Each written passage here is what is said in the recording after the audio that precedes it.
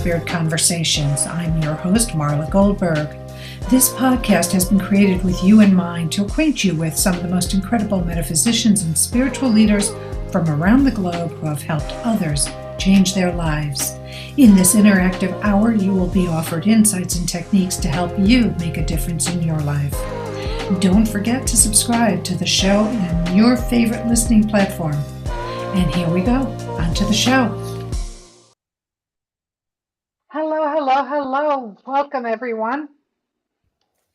I am Marla Goldberg. I am your host today on Guided Spirit Conversations. And if you don't know who I am, I'm a doctor of metaphysical healing, intuitive, best-selling author, speaker, teacher, and,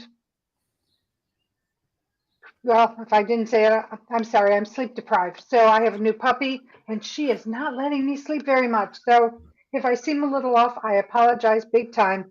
But today we have a great show for you. I have Brian D. Ridgway, who is known as the Spellbreaker. And I have to tell you, Brian, when I heard, all of a sudden I said that, and I can't remember the female artist, might be Pat Benatar with the songs that Spellbreaker, Dream Maker. Anyway, that's popping into my head for whatever the reason. Anyway, Brian is a #1 best-selling author, speaker, and mentor to mentors. Brian helps people go beyond solving problems to dissolving the illusion of problems. I really like that. His unique approach to transformation, spell breaking, helps people to dissolve any and all life changes from their body, mind, emotions, and their world, creating fast, effortless, and lasting liberation. Welcome, Brian. How are you? Aloha, good morning.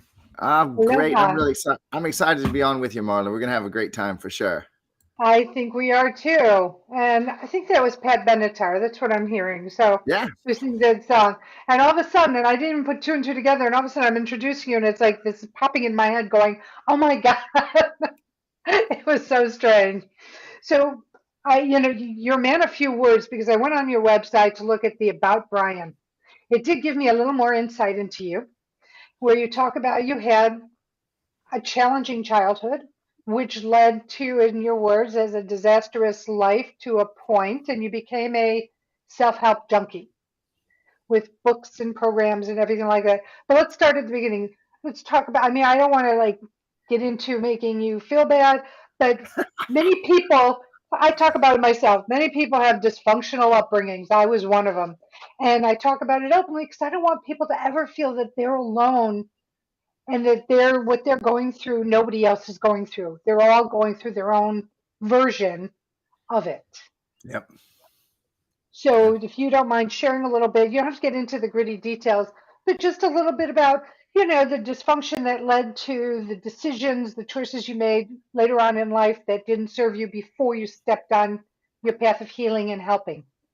Yeah. Well, and just to say, like, none of this bothers me at all. Like, I can go into the deepest stories of my childhood. I have been through those channels. I've brought the emotion up. It's gone. So there's no upset there at all. I am grateful for every second of it. My dad, just to really simplify, my dad was full of anger, which is sadness and fear, trying to be tough. Very, very angry person he played. My mom, love her, absolutely. Love both of my parents so much. Again, I'm grateful for everything they did. My mom had very, very, very low self-esteem, you could say. Her parents were very critical of her. This stuff came down through the generations, as it does, until it doesn't. And so, unhappy woman, angry man. She had 2 children from previous marriage who were not happy. And I was the target of my dad's anger since the other 2 kids weren't his. And so as far as I know, beyond the shadow of a doubt, there was emotional abuse every day, 24/7 for the first 17 years of my life. And I don't know if there was a day when I didn't get physically beaten. I really don't know. I came away with the self-concept. My whole self-image was, as I sum it up, stupid, ugly, worthless piece of shit. That's who I was. That's what I was. Oh, and by the way, I was never going to get it right, and life was going to kick my ass forever. So I left home at 17, and that's the life I created, perfectly living my self-image. Wow. And so, but let's talk about the next phase of it, because very much like you, not to that degree, but I had my dysfunctions, but my dysfunctions had me making choices that didn't serve me that I made over and over and over again. And in your bio on your website, it says you had a disastrous life. So, Yeah. how did your childhood lead into your quote unquote disastrous life? Yeah, well, okay, the answer to that leads to really the core of the work that I do, which is whatever you decide you are. So from where I stand, you are infinite, unlimited, eternal being of infinite love and joy and peace forever, expanding. That's what you actually are. Okay. Then you find out as a child what you are, what your parents programmed you to be, what society, which doesn't actually exist, but people, individuals, preachers, teachers, authorities, and your parents, they teach you what you are. You agree with them, and that is what you get evidence of for the rest of your life until you change those things. So for me, learning that I was stupid, ugly, worthless piece of shit who was going to suffer forever and life was just going to kick my ass forever, I perfectly mirrored that. A lot of people believe in attraction, and I no longer do. I see it all as reflection. Whatever one believes about themselves, they will reflect endlessly perfectly on what appears to be a universe outside of them. And I did. My relationships, my supposed relationship with money, every aspect of my life was a nightmare, perfectly reflecting back to me what I believed about myself. My relationships all went downhill quickly, friendships, all type of relationships. My work, I knew that I was smart and that I was a failure. So I would succeed up to a point, and then it would turn into a disaster over and over and over. I can certainly give more detail, but that's the summary. You know what? I resonate with what you're saying, and I understand exactly what you're saying because, again, my own version. That's why I think this is so great because you come from self-help and I come from, the metaphysical, but you have metaphysical as well. But bringing it together and the point is I like to say we're all trying to get our people to the sweet spot. The sweet spot is that healed spot, living the life we're divinely meant to live, and how do you heal through these things and get on that path. So then at a certain point you then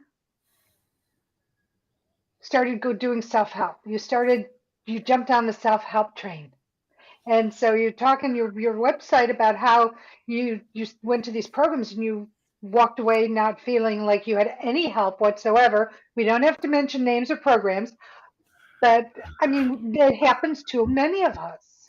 And is it the program or is it what we're willing to take in or change? To me, it's absolutely both. And I'll say, at 12, I remember at 12 years of age when someone told me, "Oh, this Jesus thing, this Christianity, man, you follow this and do this, and your life will be wonderful. You'll be full of love." So I did it. And then around 16, I had tried multiple churches, and I was like, "This is what they're saying in this church isn't even what's in the book that they're reading. Like, this is interesting." I went from church, and see, I was in such a deep hell myself that my whole spiritual journey, metaphysical, self-help, all of it was not an interest. It wasn't a luxury. It was, I'm going to freaking die here. I'm going to die if I don't solve this. So at 17, a copy of Your Erroneous Zones by Wayne Dyer landed in my hand. I read that. Oh, this could work. And from there, I was off to the races. And I would say I put 30% of my money and 30 to 40% of my time into my healing journey for the next 30 plus years. And as for, is it my readiness or was it the information? It's absolutely both. I'm in daily conversations with people who are involved in self-help and metaphysical examination and living. And what I see, okay, so someone once said that of all the things humans created to prevent themselves from discovering that they're God, religion is the most powerful thing they've ever created. There's something worth reflecting on there. And I say, when you, infinite, unlimited being, created the universe and the earth, you didn't want to be able to have your waking up be easy, or you would have just snapped your fingers and been back in boring eternity again. So you created the self-help industry to be the biggest batch of bullshit imaginable, so full of confusion and misdirection. And I don't criticize any teacher or any guru doing any of it. Everybody's playing their role absolutely perfectly as we created this to be. Really, it's I and you. There's no we here from what I see. And so, God, I went through program after program. I went to seminars. Sometimes if there was a seminar, like I'll name one. I don't think they're doing it anymore anyway. And if they are, I love them. Great. Secrets of the Millionaire Mind by T. Harv Eker. I think it's a new company that's handling that. I went through that seminar 3 times. And I was more excited every time. Oh, this is the time it's going to work. And I got home and literally nothing had changed. I did every single thing. I followed every step of every program that I went through. I didn't dabble. And so I ended up more and more frustrated, actually more and more hopeless that, wow, I can't even get self-help right. And every day I see people who feel that way.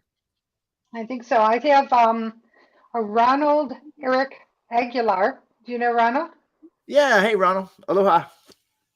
That's what he says. Man, I've been thinking of you. I don't know if you have your chat on, so he Oh, is yeah. I'm seeing. Hey, okay. everybody. Welcome. Excellent. Let's talk about, you say that self-improvement is a trap. Tell me about why you think it's a trap. Yeah, okay, and this weaves into what I was saying a few moments ago, which is kind of like the superficial introduction to it. It's okay, so I'm gonna bring it down to me, and I'm just gonna say I hear a lot of people speaking, just to get this one out of the way. I hear a lot of people talking about the collective, and I say, I really better get my crap together before I go trying to make it a we. And we can get deeper in that if you want to. So I'm going to make it a we, or rather an I. Each of us, I am the one who is not only created my life and my universe, I am creating it right now. I did not create, hey, Kenneth, welcome. I did not create the universe as my temporary vacation in hell. I am infinite love and joy and peace expanding forever. It's Yes. all perfect. I am bliss. I create separation to dive into it and have all of these experiences.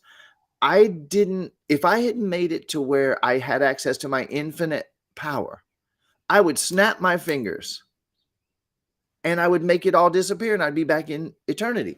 So I create the self-help industry to be the biggest trap available so that I can be so frustrated climbing my way out of it with all these conflicting theories and all these people with half-assed solutions to frustrate myself, to make it so difficult that when I finally break free, it's the most incredible experience possible, stepping into liberation. And hey, aloha, all my friends there. Great to see you all. So yeah, and we can go deeper into that, but there's my overview of it. Yeah. And I feel media and the way books and people are presented as the end all, opposed to they're sharing their perspective on something, or they go, oh, this is a great idea. Let's just build on this, even though they may not even really subscribe to it, That's to what right. they're That's right. selling. So much of that, and I tell you, Marla, if I'll take a liberty here to just to say this, and again, I don't put down anyone, and I don't put down any systems whatsoever. I'm just saying what I see. Okay, there today. Here's a hardcore fact for anyone who wants to look at it. You can find out that there's this thing called a law of attraction, which may or may not exist. From my perspective, there is no such thing. However, it's probably a step up from the life that we were living where we don't seem to have any power or any influence. Okay. So all these people believe in the law of attraction. Well, after the movie The Secret came out, one of the teachers from The Secret sells a course where for $47 you can become a certified law of attraction coach. How many people are hiring one of those $47 coaches whose training consists of how to get clients? So I watched The Secret. I was able to get a parking lot one time. I said, "Oh, I'm going to get a parking space," and I got a parking space, and now I'm a coach. And that's so that's the self-help industry to a great extent. You know what? And I believe, I don't know if I would call it the law of, but I believe in manifesting. I believe that you're able to, because where your thoughts go, energy flows. Where your vibration is, more of that vibration is going to come to you. So if you're down here, guess what's going to come to you? If you're up here, guess what's going to come to you? So yes, I'm agreeing with you about the law part. It's all words and wordsmithing and how they present it. And the secret was a great way to open people's minds that there is Yep. something more. But Yep. it was not even, in my opinion, just the opinion of me, but it wasn't even deep enough to really help people make the changes that are necessary, because it's more than just trying to change your mindset. There's it's a path, and you need to walk your path and work, and there is self-help to working through your stuff. You have to help yourself. But and that's what I've been saying on my promos. I don't know if you've been listening to them or not, but it's the exchange of it. So yes, I have to agree that there's a great manipulation of that the media does, and that some authors do.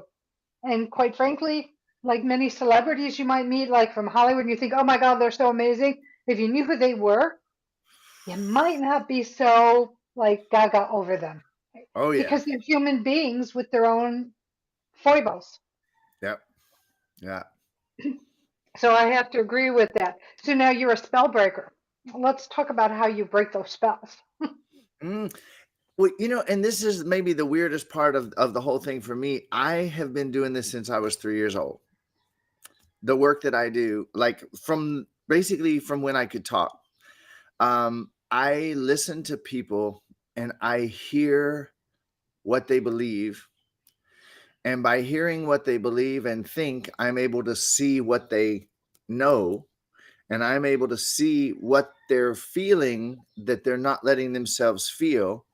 And if someone comes to me with a desire to be more free, like I don't stick my nose where it's not invited at all. I did for about 46 years. I basically helped everyone that I met without waiting to find out if they wanted any help. So that was what I'm here on the planet to do. And God, at a late point in life for me at 46, I discovered, oh wait, if I wait till someone asks me for help, that's a whole different thing. And so I've been doing it as a quote business. I mean, I'm just doing what I am. I've been doing it for 12 years. And the way that I do it is I hear what people say and I help them to not know what they think they know. You help them to not know what they think they know. So you're talking about reversing what they think they know Pretty because much. they, So we all picked up. I mean, I have a world famous, soon to be world famous question that I love to ask people. Where'd you get that shit?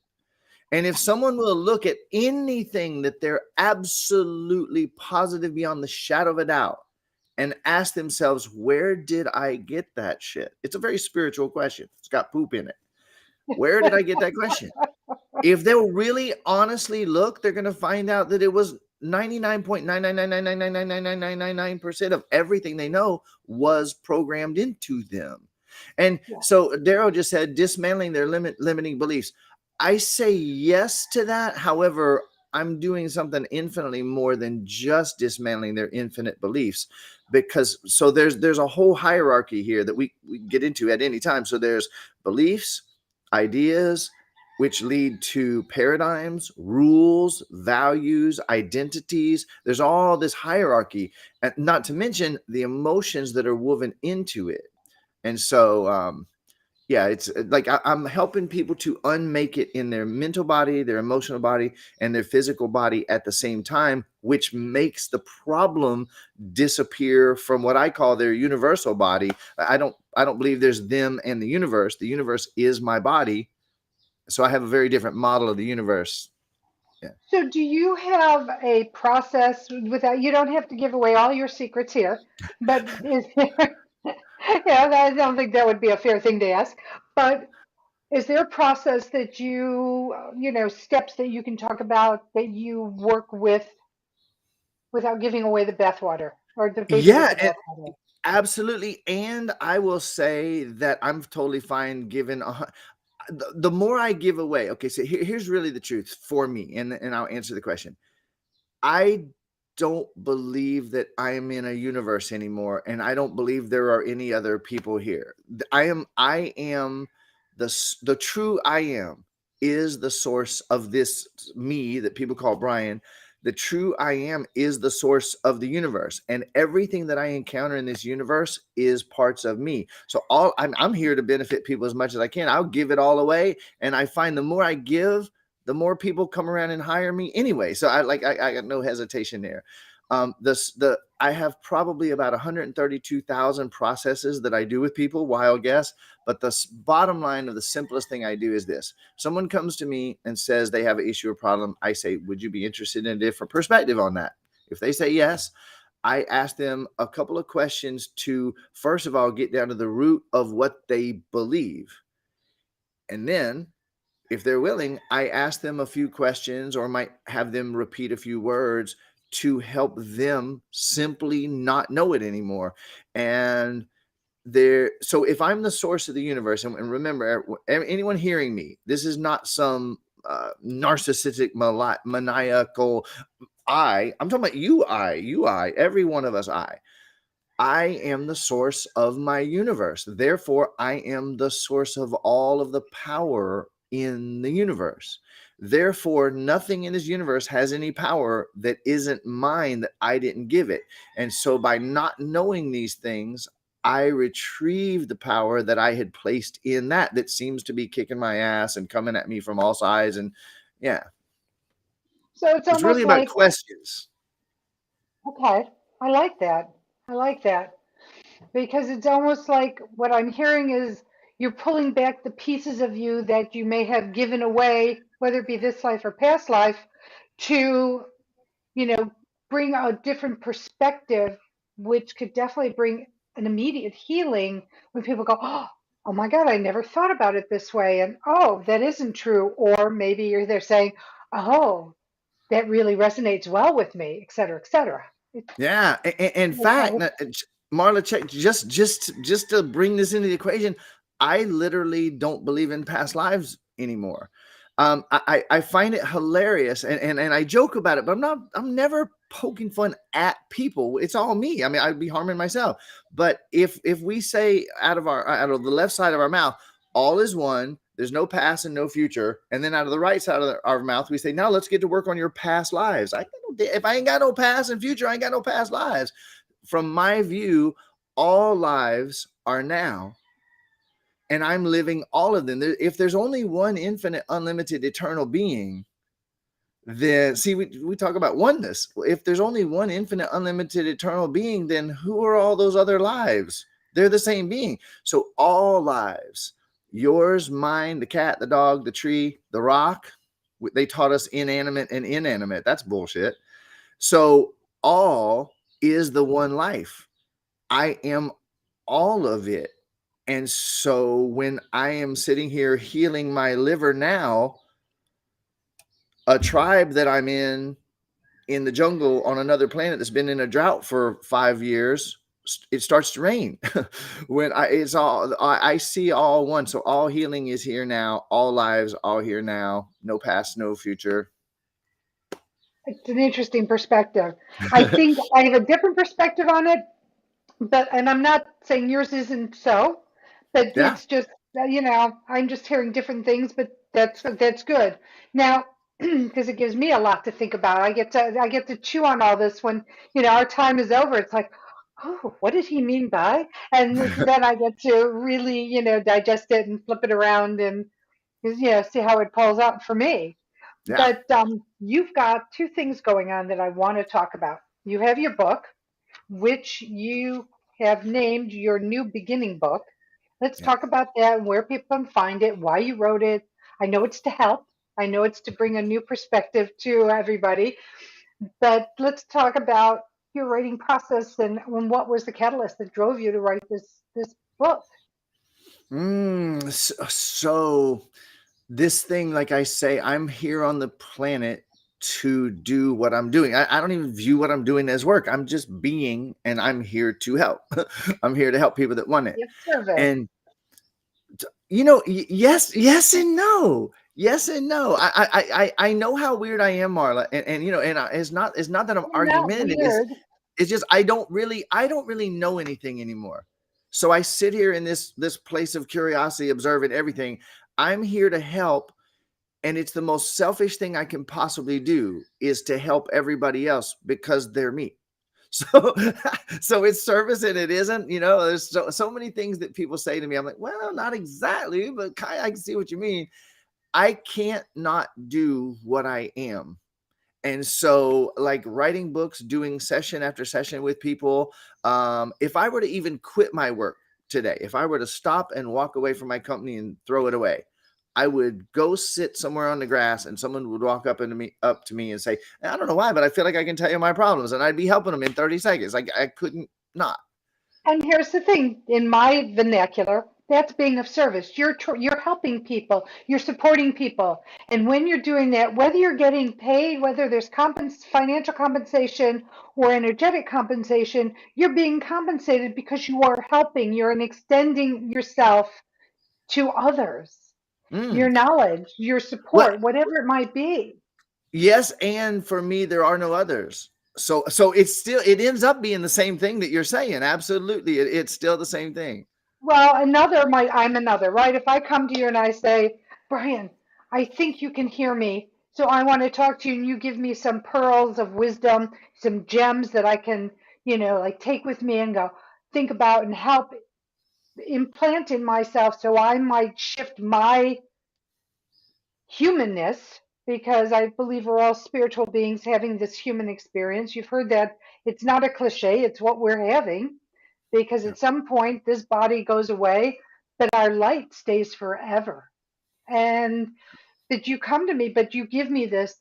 You have just given me, you've been of service to me because you've offered me something I didn't have prior, or that I have Mm. to have uncovered, that I Right. didn't know was buried. Might be a Yep. better way of saying it. Yeah. Yeah. And I agree with that. While at the same time, I know. So, and this is something, it might be almost impossible for me to convey without the conversation. And we have a limited time for the conversation. I'm sensitive to that too.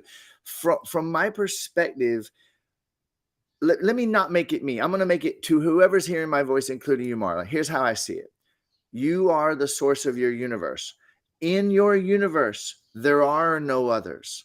You perceive others, all of them, including me, mirroring back to you. I am literally a reflection of you reflecting something to you. So, from that view, I can't do anything for any others because there aren't any others. I'm simply loving what's in front of me, which is all ultimately the self. So I'm being 100% selfless and 100% selfish at the exact same time is one way of saying That's it. Yeah. duality. That's duality, right? Yep. You Yep. live in a duality kind of existence. We all do. I do, Yep. you do, your beautiful people do, my beautiful people do. We all Yeah. live in duality. So yes, we're both living in those times. But I want to go back to your Yeah. book Yeah. and your catalyst for writing it at the time you wrote it. Let's put it that Yeah. way. You didn't write Yeah. it 12 years ago. You wrote it when you wrote it. Yep. Yeah. And I wrote it to assist anyone who wants to be free so that they can question what they know and return to their new beginning, which is always now.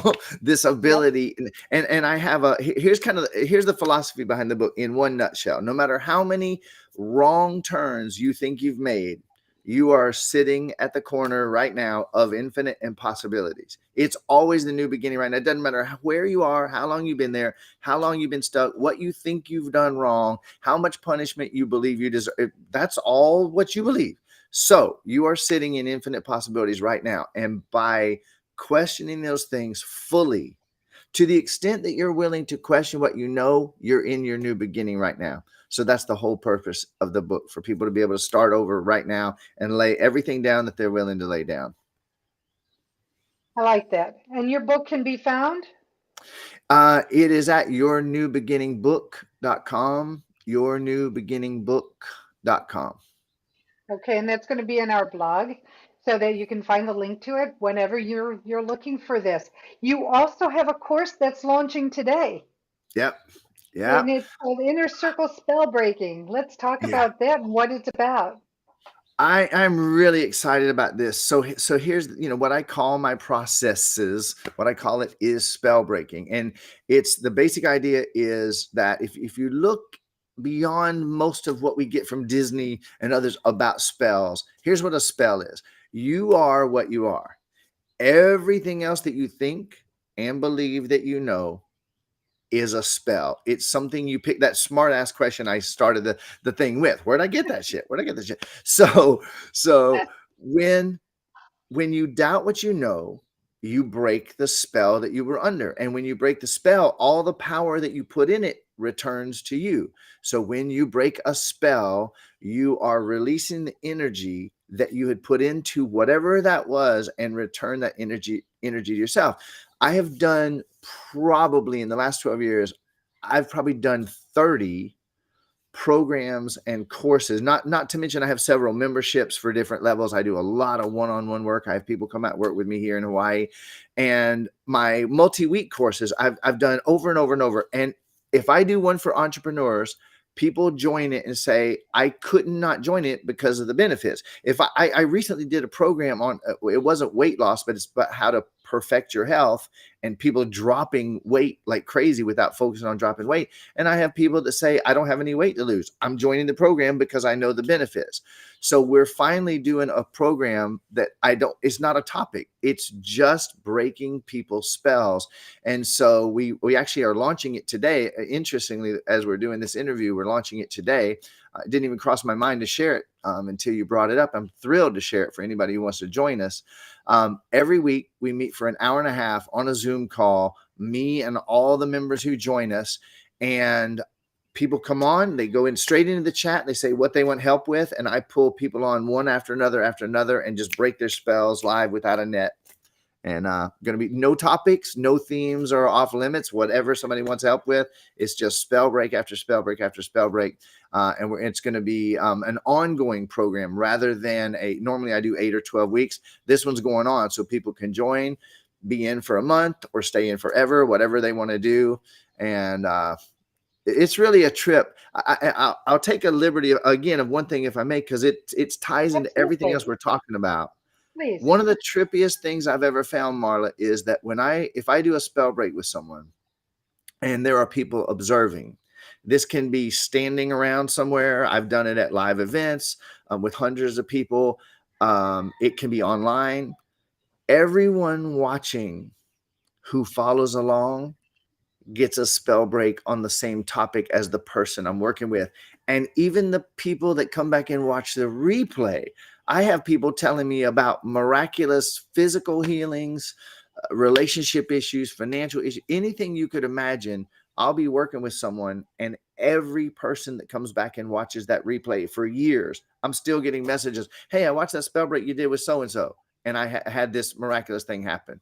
So that's the core of this program.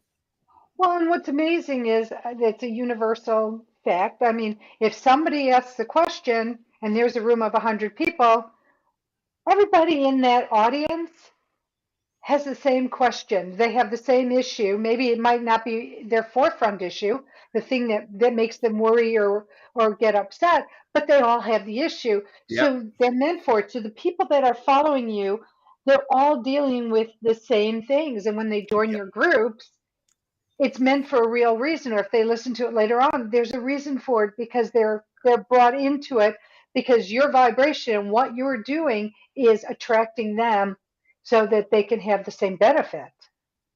Uh, the outcome for everybody from their unique angle. Yep. Yeah. And that's universal and I love it. And being the phrase we are one, we are many, we are one is because we're all interconnected no matter who we are. We don't treat each other as such, but we are all interconnected, yet we're all individual spiritual beings. Yep. So that is really, I like that a lot. And so I'm trying to see if it's, nope, we've got a few more minutes. I can ask a few more questions. So, why do you say that experience is the most important thing in life? Yeah, this came to me after hundreds of sessions working with people. I am eternal being and I dwell in eternity, and that's all there Hmm. is. And in the eternal existence, there's no space, so there's no movement. There's no time, so there's no change. There's only the infinite potential for change. So, infinite unlimited being, as I put it into crazy words, chooses to project out of eternity into this illusion of time and space, first creating time and space in order to have experience. So we're here to have experience. End of Yes. story.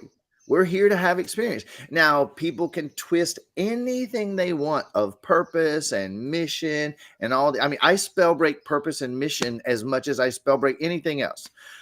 We're here to have experience. And so there's experiences we want, there's experiences that we don't want, and we're here having it. And I made this discovery again several years ago. One of the most powerful questions a human being could ever ask, maybe the most powerful question, is what would I most like to experience now? And we've been conditioned and programmed that that's selfish, that's wrong, that's bad, it's blah blah blah blah blah blah blah. But where did I get that shit? So Right. if we're here to have experience, then to focus on experience and let that be, that's my only yardstick. I don't have any right or wrong anymore. I don't have any good or bad. It's all about preferred experience. So, this might seem a little provocative. You say there's no right or wrong, good or bad, but do you find that when somebody shoots up a bar, that's, I mean, I know it's a judgment, a human judgment, but would you consider that a positive or, I mean, I don't believe in or positive or negative? negative. Yeah, I everything don't just is. that yeah, it is. It's perfect. Everyone here is the infinite eternal one.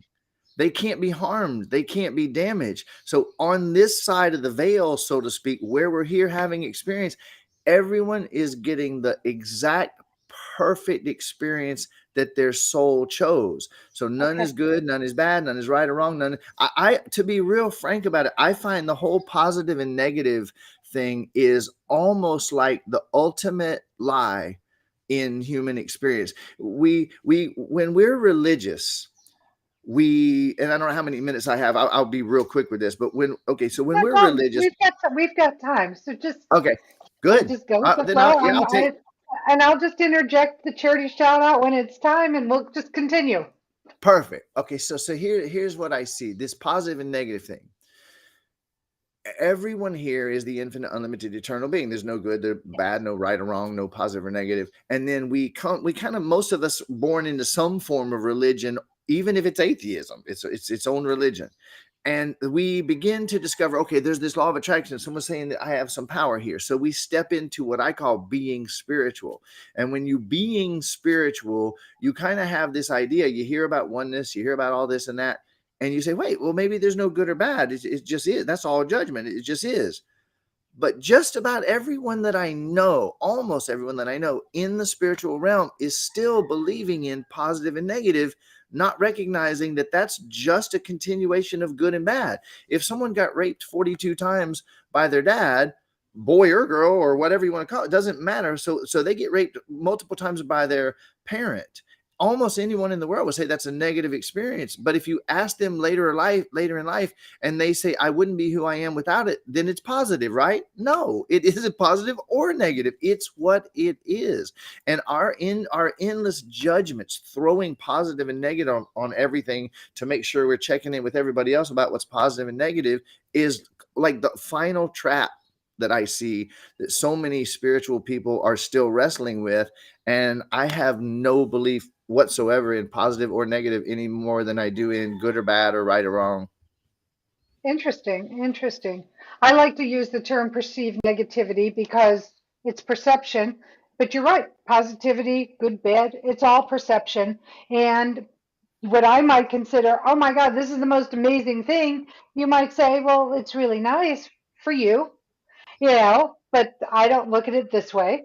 And like you said, somebody being raped 42 times, you could, it's a perception of is it a negative thing? Because as you've said, at the other side, you might say, I wouldn't be who I am without it. Yeah, But there is wounds, but don't you agree that wounds happen if somebody's abused? The wounds and scars are are created. I mean, and what you're doing in your process is helping people to heal their the residual effect of the experience. absolutely. Yeah, yeah, Okay. Okay. Because then you have to realize that if you're healing a residual effect, there was an effect that happened based on the experience. yeah, Okay. yeah. Okay. I just don't see that it was good or bad. Like I'm not taking brokenness and fixing it. I'm not taking wrongs and making them right. I'm saying, what would you prefer? What would you prefer to experience, and help them do that. I like that. Okay, charity shout out time. So let's talk about your charity, which is called compassion.com. Yeah. Let's talk about that agency and why you support it and what they do and how people can help. Yeah, it's I am neither a Christian nor a Buddhist nor anything else, and this is a very Christian leaning charity. Here's how I see it. They are actually focused on helping children in severe poverty. And I'm all for it. And that's really, I mean, I'd be happy to say more. That's how simple it is. They are actually making sure that that money and that help gets to benefit children that are looking for help and benefit. So Is this a local charity or is this a national or international? it's worldwide. Yeah. Okay, which Yeah. is beautiful. And you said that this is one of the few charities that, or not for profits, that really use the majority of money to help those that they are designated to help in their, I forgot what you write up when you're a 501c3, whatever it is, but your designation, Yeah. this is where the money is going to go, and the money actually goes there. That's what you were sharing with me. Yeah. That's the bottom line for me, that the help actually gets to the person, because there's plenty of charities that are charity for the charity. I get it. I get it. I understand. And yeah, because it's very important to check out where you're putting your funds and who they're really helping. Yeah. So I Yeah. like that a lot. Yeah. So I'm going to land children. I mean, children and animals. I mean, it just breaks my heart when the people abuse animals. And that's another story, which we're not going to get into right now because we're on a really higher vibe. So I like that. What Zach is saying, going back years, I would turn around a perceived negative experience to a result of a decision I made as realizing that I wouldn't be who I am without this experience. Yes, that's it, Zach. Yeah, I think you've got it. As they say in My Fair Lady, by George, I think you've got it. So There it is. I really like that. So you say positive thing is BS. And we're talking about that and you say that you feel that it's controversial. Why do you hold that position? And how do you address other people that hold that position?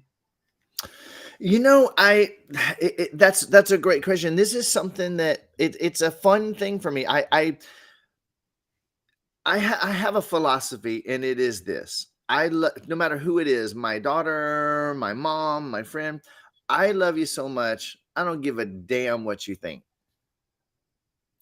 And I spent the majority of my life so caught up in what other people were going to think of me, what they might think of Mhm. me. Oh my God. I mean, I don't knock egos like a lot of people do.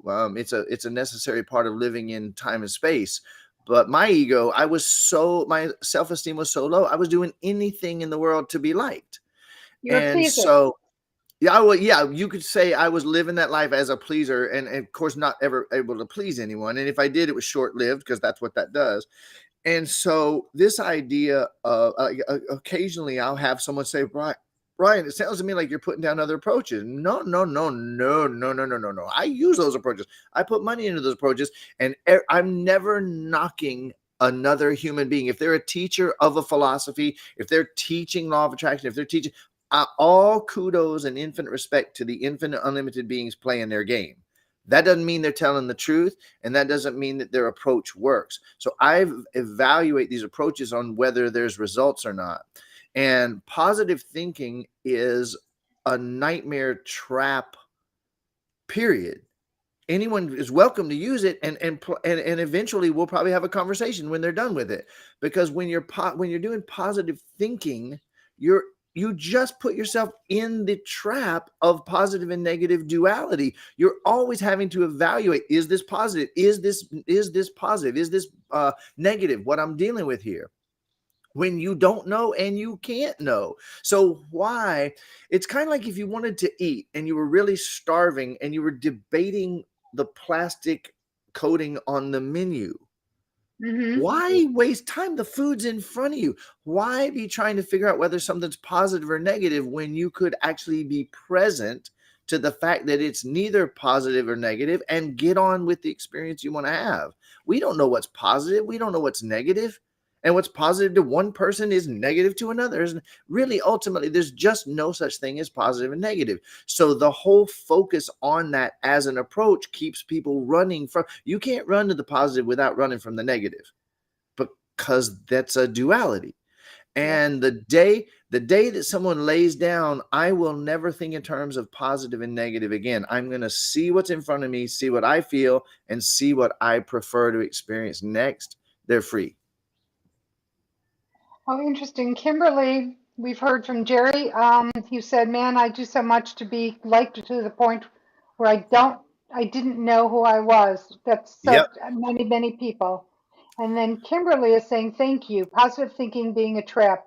So what, what I can trapped in, just be present in the experience."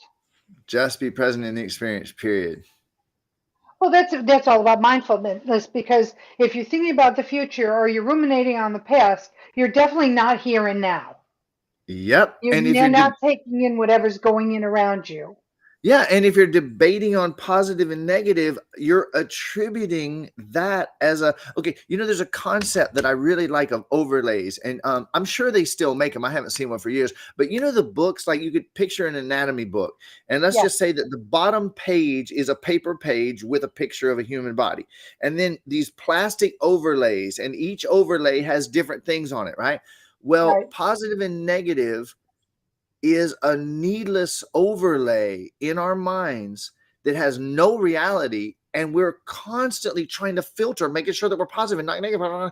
I mean, the God, people, how many videos you go on YouTube and do a search for negative people? Now, the minute you make a people negative, you have lost all of your power.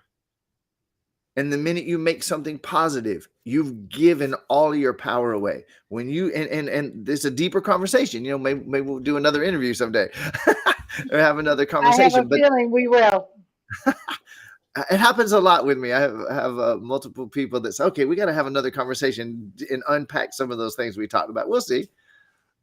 Well, we do. Well, we do. I think that there's so much in what you're sharing, and because what you're sharing, there's a vibratory piece to it, and it's sort of like, okay, how do we unpack this? Because there's so many people who have been taught many things about where your thoughts go. Well, if your thoughts are thinking about harming yourself or harming another, or my life isn't working, or I'm not worth it, or I don't have any worth or value, I mean, that's something we need to unpack, in the sense that, because people do have those legitimate feelings and thoughts based on their experiences and what's been brought to them or Yeah, what they've been taught. And we talked about this at the beginning of the show, how we're programmed by our authority figures, yeah, relatives, teachers, religious figures, and they throw their projections onto us. And now we're carrying around trunks and trunks and trunks of other people's crap. yep, And it's not necessarily feel good stuff. for And that's sure. Yeah, so that's this is, yeah. So there's a lot of this that needs to be sort of brought out because your way of thinking of it is very refreshing and different than mainstream self-help or spiritual people. Oh yeah. It truly is. And so that's where the unpacking comes from. So Brian, we've got 5 minutes. What have I not brought up that you feel is pertinent to the listeners to know for them to that I haven't asked you about? I know there's a lot there. So this is your Hmm. platform for 5 minutes. I'm letting you go crazy Oh boy, here we go. in a All positive right. way, even though there's no positivity or negativity. Absolutely. Okay, so here's what it is. So this thing about attraction and the fact that I actually say that there is no attraction, that there's no not only is there no law of attraction, there is no attraction. And here I consider this, other than doing the quote work, of asking the questions, going Yeah. beyond that, what I see as the theme here's what it is. Virtually everyone on the planet that is in any way spiritual believes there is attraction to some extent. I believed it my entire life, really. And then when I found about the supposed law of attraction, I was in it. Here's why I say there is no attraction. There's no such thing as attraction. If all is one, then what is there to attract anything else? It's either oneness or there isn't. And some people, well, Brian, you're kind of like doing spiritual bypassing. No, I'm not. Not at all. I'm saying that I'm in duality. I'm playing in it for sure. However, I'm not duality. And the real me isn't in duality. I am one. If I'm one, there's no possibility that I could attract anything because there isn't anything that isn't me. That's all illusion. So if there's no attraction, then what is there? I mean, in my view, there cannot be attraction. It can't be all is one and there's attraction. So I got to choose. And most people aren't choosing. Most spiritual people are living in a duality of dualities, saying all is one and then believing in attraction. But if all is one, there can't be attraction. So what is there? What sure looks like I'm attracting these things into my life. People constantly say, why did I attract this again? How did I attract that again? How can I attract more of this or that? No, you're reflecting on the infinite D movie screen that you call a universe that you think is separate from you. And you were programmed to believe the universe is separate from you. Me and the world. Usually it's me against the world, actually. It's me and the universe. No, the universe is one, and I am a cell in that body, and all is one. I can't attract anything. I can only reflect. And so when I believe I'm attracting, I'm going to be trying to figure it out, trying to get it right. When I admit that all that I ever see, the good and the bad, the positive and the negative, all of it is reflecting what I'm holding in myself, then I can look at it, and instead of wondering how do I attract it or try to not attract it or try to attract more of it, I can say, what am I holding and believing or avoiding that's reflecting as this? And then I'm in the most powerful place to be able to change anything and everything. So there it is. Wow. That is, well, it blows a lot of theories right out of the water. That's for sure. Most of them. Yeah, It blows most it of them. truly does. And so, okay, so but the human side of you, things happen, right? You're driving, somebody cuts you off, narrowly spinning you out of control because they narrowly could have nicked your car. Do Yeah. you react? I still have the capacity to react. I choose to be present, and I used to live 99.9% of my minutes in reaction. Now I probably live 1 minute, 2 minutes a day in reaction. It's almost completely gone. Which is I asked the amazing. question. How is this for me?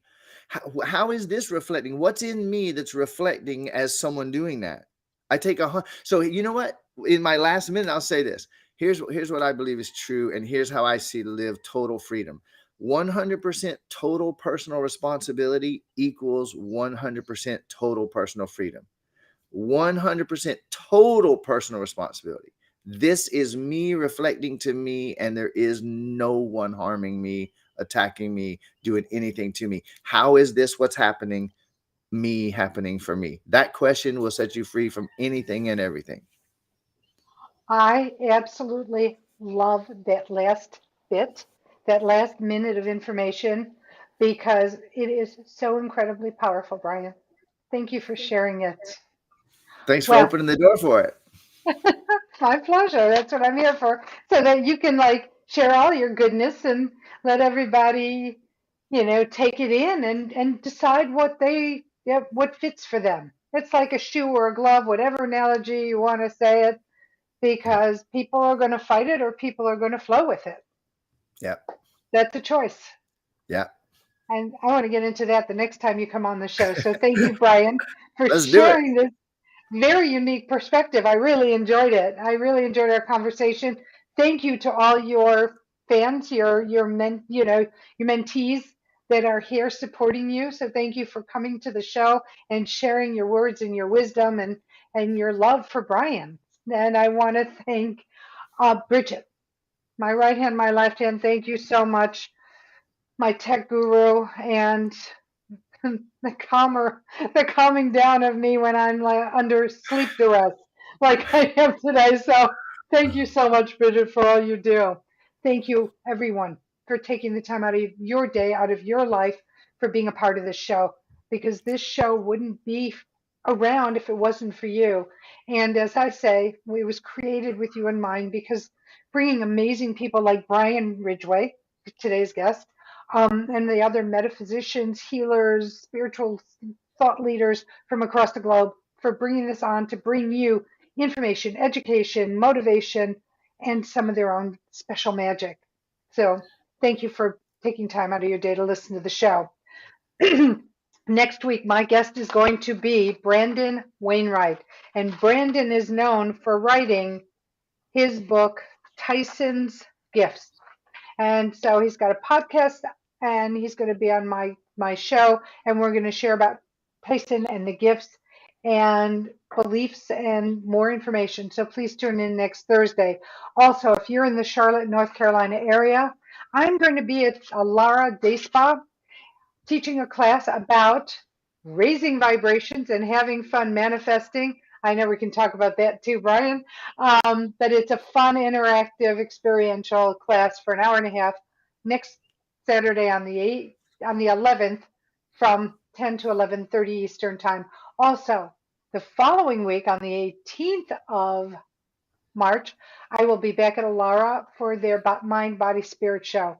That's from 12 to noon, and it's at 155 Jovi Knox Avenue in Mooresville. So I hope to see you there. Thank you very much. As I leave you, as always, I send you love, blessings, and gratitude. So grateful that you're in my life in whatever capacity you're in it. For not only are you a student for me, you are my teacher. And not only am I a teacher, I am your student. So thank you, thank you, thank you. And if you haven't heard these words before, let me say them to you. I love you. You are loved, not just by me, not by just your family and friends, but you have a whole plethora of beings on the other side of the veil who are your biggest cheerleaders. And if you need something, ask. They will work on your behalf. But you need to ask for what you want because they don't have free will. Also, check out my website, Marla Goldberg. Goldberg has two R's.com, and you can see what I do, how I work with people, inspirations, my favorite things, my interviews that I've been on other people's shows, as well as my podcast. And you'll also learn more about who I am and all the credentials behind my name. All right. Well, I will see you next Thursday. And until then, stay safe, stay loving, stay amazing because you are amazing beings.